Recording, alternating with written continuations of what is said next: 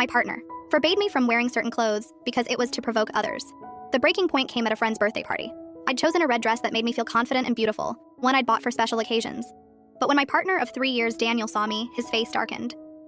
"You're not going out like that," he said sternly. "Why are you dressing like that? It's to provoke other men, isn't it?"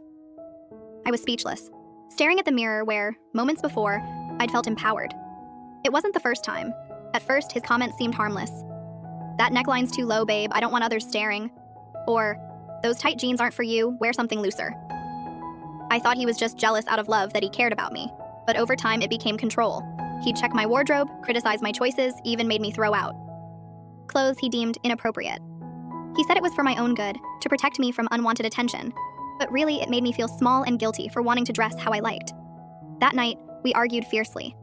I explained that my clothes were my choice, that I wasn't dressing for others, but for myself. Daniel insisted, "If you love me, respect my opinions. I don't want a girlfriend who draws attention." His words echoed in my mind, reminding me of conversations with my sister about signs of emotional abuse. I realized this wasn't love, it was possession. I changed out of the dress to go to the party, but on the way, I decided enough was enough. When I got home, I told him I needed space. Daniel got angry, accusing me of being selfish, of not valuing our relationship. But for the first time, I stood firm. I spent the night at a friend's, reflecting on how I'd let his control erode my self-esteem. I remembered my single days, when I wore what I wanted without judgment, and I craved that freedom. A week later, we broke up. Daniel tried to convince me to come back, promising to change, but his words felt empty.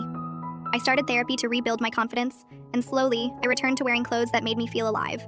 Colorful dresses, high heels, anything that reflected my personality. Now, in a new relationship with someone who celebrates my style, I see how toxic that dynamic was. Forbidding my clothes wasn't protection. It was a way to control me. I learned to prioritize my autonomy, and I'll never again let someone dictate how I dress or who I am.